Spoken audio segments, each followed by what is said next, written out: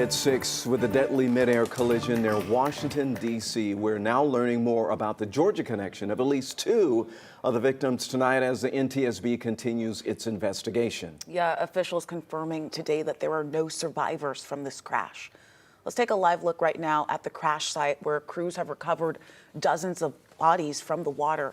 Investigators say that they have yet to find flight data for that Army Blackhawk helicopter or the American Airlines regional jet, which collided near Reagan National last night. The Pentagon, the NTSB, and the U.S. Army and others, they are now gathering evidence, interviewing witnesses, and seeking answers. The moment we found out about this, we were in contact with the White House trying to determine exactly what happened. I would echo it as well. No excuses. We're going to get to the bottom of this.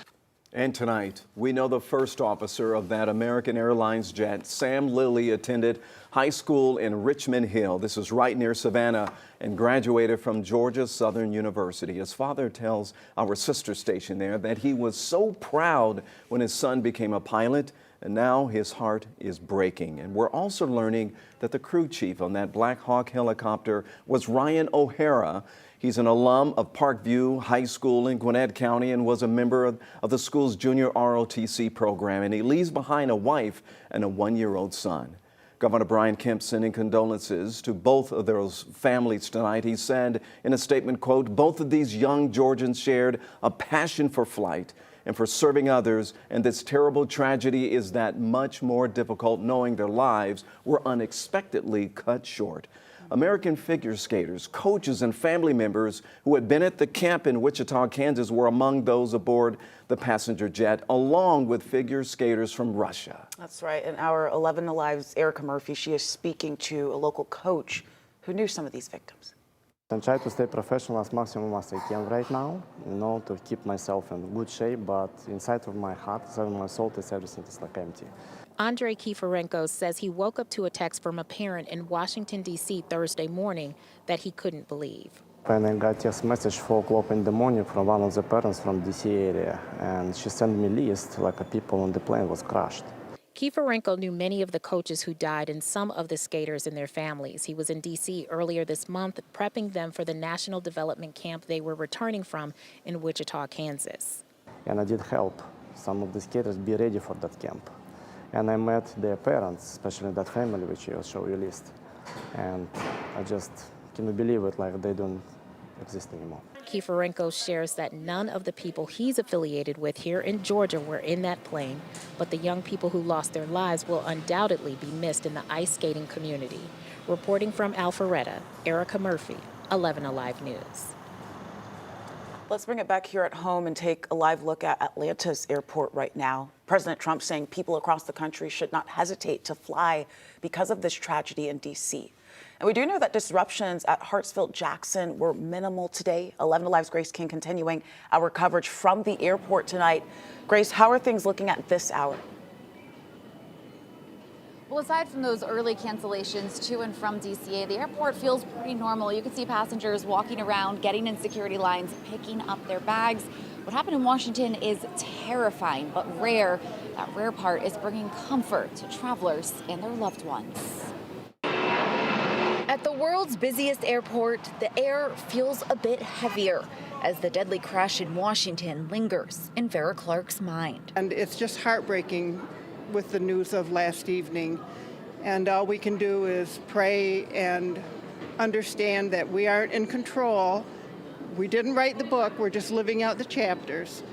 And hopefully they'll figure out what happened and never have another reoccurrence. She called her sister-in-law this morning to see if she felt comfortable enough to fly. I was concerned about anxiety levels. She seems fine. So Clark headed to the arrival escalators at ATL, ensuring every second together would count. We're looking forward to a wonderful 10 days together, and we just never know when our time is up, so make the most of every single day. James Williams had a similar outlook as he waited for his father-in-law to deplane. I mean, in America, it is what it is, right? You're going to have people go crazy, people do crazy things, and hopefully it doesn't happen to your loved ones. And you definitely feel sorry for the ones that do happen to. He knows air travel is largely considered safe, even with tragedies like this one. We don't really take any different precautions because we feel the people at hand are doing their best to make sure it doesn't happen, even though it still happens. And in a statement, the airport says moments like this shake us all and remind us of the responsibility we carry. It said it joins the world in honoring these victims and remains ready to assist in any way that it can. Live at the airport, Grace King, 11 Alive News. All right, Grace, thank you. And while Atlanta has the busiest airport on the planet, the main runway at Reagan National is the busiest in the country. Tonight on NBC Nightly News, Lester Holt speaks with the head of the NTSB about air traffic control and the flow of communication leading up to that crash. The communication seems to be an important topic here because in the radio traffic we've heard there were mentions of the chopper and instructions. How critical will it be to understand the flow of conversations that preceded this crash? Yeah, that's very critical. So what we'll have is the ATC, the air traffic control information. We'll have information off the cockpit voice recorder, and then we'll have information off the flight data recorder that will marry up, and then we will confirm with each of the parties to our investigation, including the Federal Aviation Administration, so that we have a detailed timeline of what was said, what actions were taken at which time.